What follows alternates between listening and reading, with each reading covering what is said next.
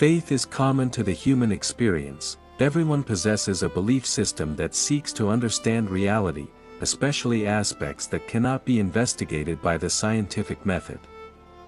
I repeat, it is common to the human experience. Everyone believes in something, not just religious people, but all people, in all places, at all times.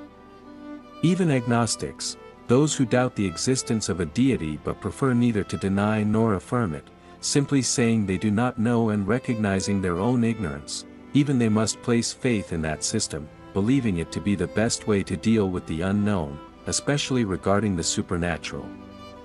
The supernatural, which has been present since humanity's earliest accounts.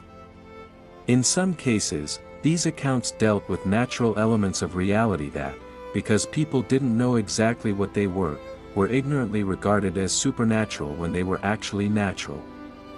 There are also accounts that speak of things that cannot possibly be natural, some told with such confidence that they are given the benefit of the doubt. Reports of the supernatural are persistent. They weren't content to stay in the past but are still around today. A multitude of people claim to have had an experience with something supernatural. We find all kinds of people with something to say. The unlearned and the scholars, the foolish and the wise, children and the elderly, men and women. And what do they base this on? On what they saw, what they heard, what they read, or what they believe they experienced. Some believe in the biblical God and his teachings. Some believe in good and evil entities. Some believe in many gods. Some believe in ghosts. We are among those who belong to the group called Christians, and we have good reasons to believe in the biblical account and teaching.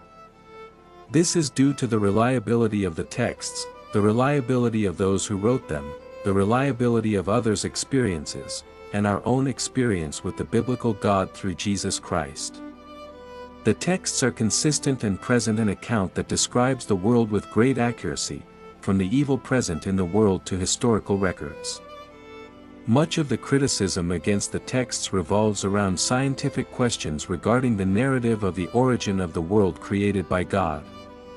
It must be said, the texts are not exhaustive, and they describe the origin of the world according to the purpose for which they were written, to present the Creator. Thus, they are not exhaustive, nor are they concerned with narrating events according to scientific expectations. The text fulfills its purpose.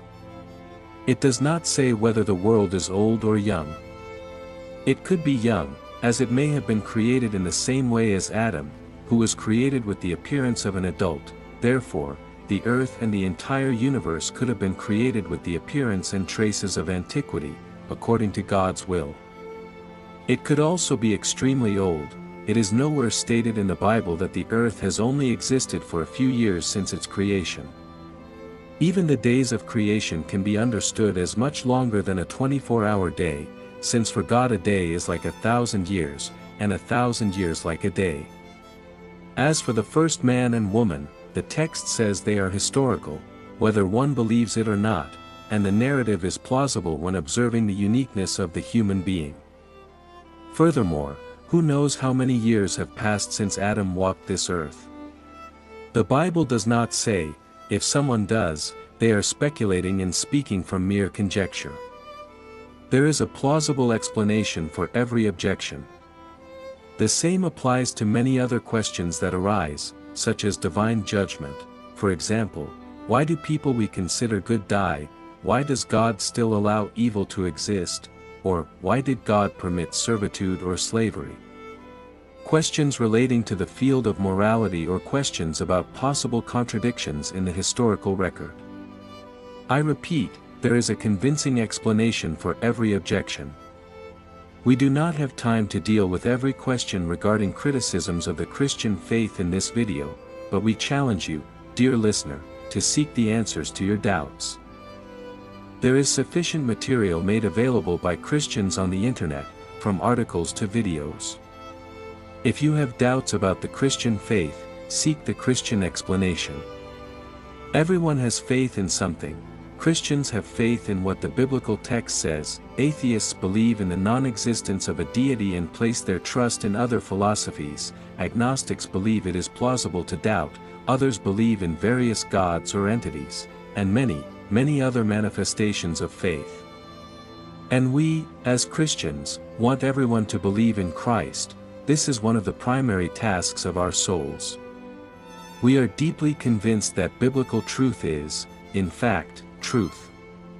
That is why this small channel exists, to say to you, believe on the Lord Jesus Christ, and thou shalt be saved.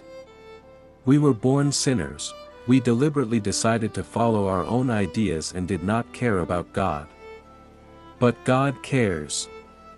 That is why He sends messengers all over the world, through multiple avenues, with a single message of salvation, saying to all people, you are sinners and need salvation so as not to be condemned with the world. And God provided the possibility of salvation for humanity, for God so loved the world, that He gave His only begotten Son, that whosoever believeth in Him should not perish, but have everlasting life. Believe on the Lord Jesus Christ, and thou shalt be saved.